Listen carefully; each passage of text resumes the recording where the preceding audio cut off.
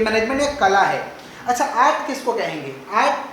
Art जो होता है, art is a personal skill, ये खुद का स्किल होता है कि application of theoretical knowledge, application of theoretical knowledge, हमारे पास जो भी थ्योरेटिकल नॉलेज है उसको हमको कैसे यूज करना है, उसे क्या कहेंगे?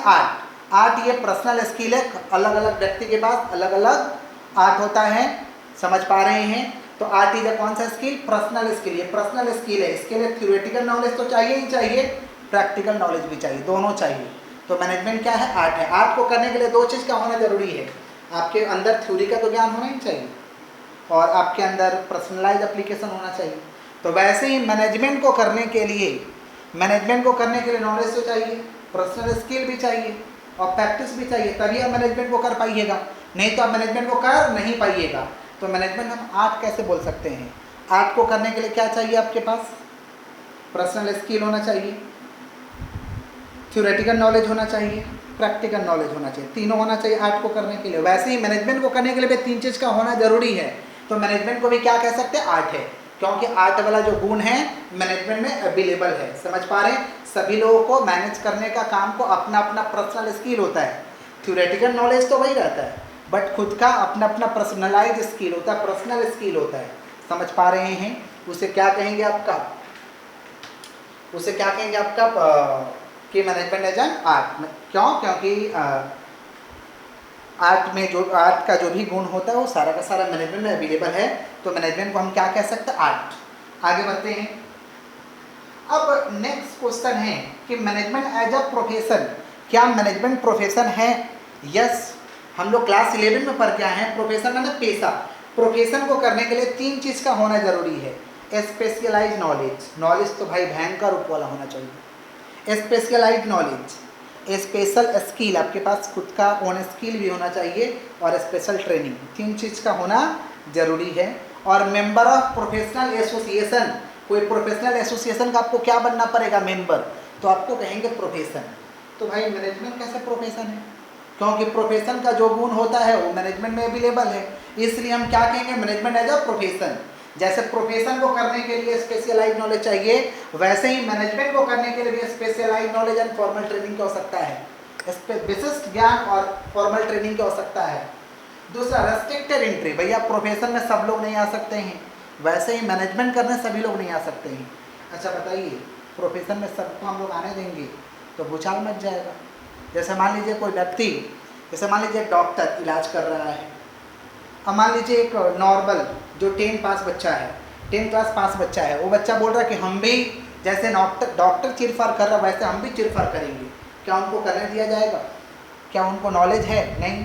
तो रेस्ट्रिक्टेड इंटरेस्ट सभी लोग नहीं आ सकते हैं। इसमें आने के लिए पहले जिस प्रोफेशन में जा रहे हैं उसका एक एसोसिएशन है, समुदाय है, पहले उसका मेंबर बनिए फिर आइए इधर। तो रेस्ट्रिक्टेड एंट्री।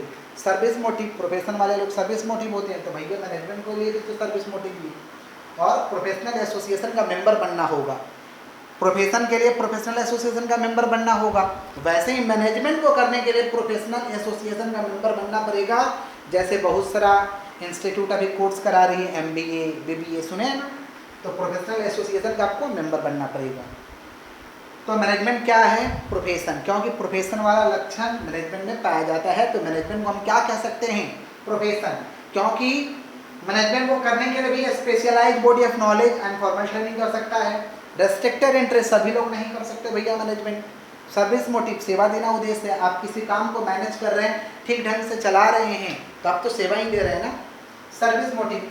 और प्रोफेशनल एसोसिएशन, आप अंडू पंडू लोग को हम नहीं बनने देंगे, अंडू पंडू लोगों को मैनेजमेंट करने नहीं देंगे। आप पहले प्रोफेशनल एसोसिएशन का मेंबर बनिए, तब जाकर के आपको मैनेजमेंट करने देंगे, अदरवाइज आपको मैनेजमेंट करने नहीं देंगे। कोऑर्डिनेशन, कोऑर्डिनेशन का मतलब होता है आपसी तालमेल, आपसी भाईचारा। माने ऑर्गेनाइजेशन में, एक ऑर्गेनाइजेशन को चलाने के लिए जो भी एक्टिविटी और रिसोर्सेस इस मैनर में एकत्रित करना है ताकि उनके बीच में आपसी सामंजस्य हो, आपसी तालमेल हो, उसे क्या कहेंगे? कोऑर्डिनेशन। कोऑर्डिनेशन क्या कहता है कि एक ऑर्गेनाइजेशन को चलाने के लिए जो भी रिसोर्स, जो भी संसाधन चाहिए, जो भी एक्टिविटी हो रहा है, उसको ऐसा एकत्रित करो कि दोनों में क्या रहे? तालमेल रहे। समझ पा रहे? उसे क्या कहेंगे? कोऑर्डिनेशन। बिकॉज बिना कोऑर्डिनेशन का, बिना आपसी तालमेल का ऑर्गेनाइजेशन चलने वाला नहीं है। कोऑर्डिनेशन का कंसेप्ट कौन दिया था? कुंटज एंड ओडॉनेल।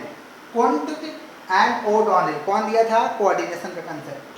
कौन दिया था जी? कुंटज ओडॉनेल।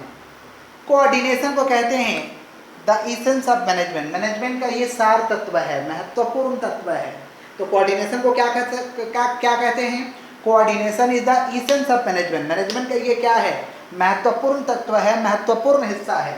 तो कोऑर्डिनेशन को हम क्या कहेंगे? Coordination is the essence of management. Management का सार तत्व है, ठीक है। और coordination is applicable all the levels of management. Management का तो आगे ही बता दिए ना कि 3 लेवल्स है, top level, middle level, lower level.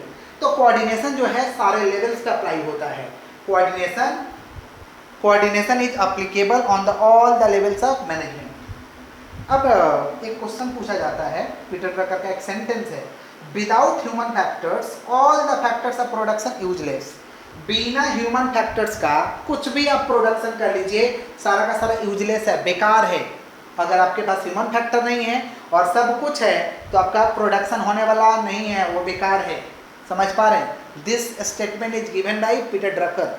बहुत बार पूछा गया है कि all the without human factors all the factors of production useless. This statement is given by Peter Drucker. और प्रैक्टिस ऑफ मैनेजमेंट का ऑथर कौन है? प्रैक्टिस ऑफ मैनेजमेंट का ऑथर है, मैं लास्ट क्लास से समझाया था कि प्रैक्टिस ऑफ मैनेजमेंट का ऑथर है Lawrence A apply. Practice of management का ऑथर है